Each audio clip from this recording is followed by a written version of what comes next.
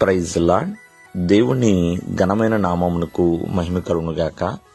ప్రభు పేరట మీ అందరికీ హృదయపూర్వక వందనాలు. ఈ ఉదయకాలము దేవుని వాక్కులు విందాం. మత్తయి సువార్త 13వ అధ్యాయము 8వ వచనము. కొన్ని మంచి నేలను పడి ఒకటి 100 ఒకటి 60 ఒకటి 30 ఫలించెను. మరి విత్తువాడు విత్తనాలు జల్లి ఉన్నాడు. మరి ఈ విత్తనాలు 4 స్థలాల్లో పడి ఉన్నాయండి.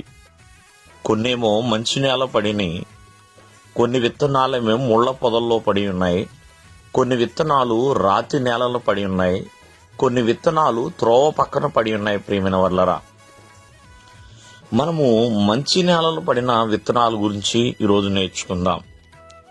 మరి మంచి నేలలో పడిన విత్తనాల యొక్క ఫలింపు ఇక్కడ 3 విధములుగా కనపడుతుంది. ఒకటి 100 రెండవదిగా 60, మూడవదిగా ప్రియమైన వర్లరా 30 ఫలించాయి. అంటే మంచి నేలలో ఉన్నా సరే వాటి యొక్క ఫలింపు 3 విధములుగా కనపడుతుందండి.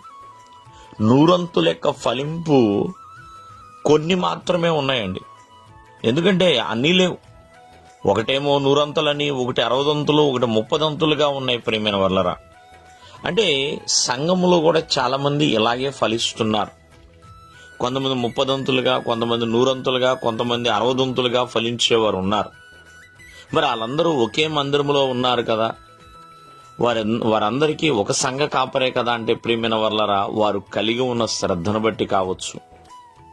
ఈ రోజున దేవుడు మనకిస్తున్న ఫలింపు ఎలా ఉన్నది అనేది కూడా మనం ఆలోచన చేయాలి. కావున మంచి నేలన పడిన విత్తనం వలె ఫలించే విధముగా ఉండాలి. ఆ ఫలింపు 100 ఉండాలని మనం కోరుకోవాలి. ప్రియమైన వర్లరా, 100 ఫలింపును బైబిల్ గ్రంథంలో రాయబడుతుంది, మారు మనస్సుకు తగిన ఫలమును ఫలించండి అని. అంటే ఎటువంటి మారు మనస్సు మనం కలిగి ఉన్నామో మన ఫలింపు కూడా ప్రియమైన వర్లరా ఆ రీతిగానే ఉండాలి అన్నట్లుగా. మరి ఫలించే వారిగా ఉండాలి. ఎటువంటి ఫలములు లేకపోతే నరకబడతామని దేవుని యొక్క వాక్యం సెలవిస్తుంది. అనుదినము కూడా దేవునిలో ఫలించే వారిగా ఉండాలి. ఆనాడు యోసేపు ఫలించుడు కొమ్మగా ఉన్నాడు. దావీదు అంతకంతకు వర్ధిల్లిన వ్యక్తిగా ఉన్నాడు. యోబు 2 ఆశీర్వాదాన్ని పొందుకునే వ్యక్తిగా ఉన్నాడు. ప్రియమైన వర్లరా, అంతేకాకుండా భక్తుడైన మోషే కూడా వర్ధిల్లిన వ్యక్తిగా కనబడుతున్నాడండి.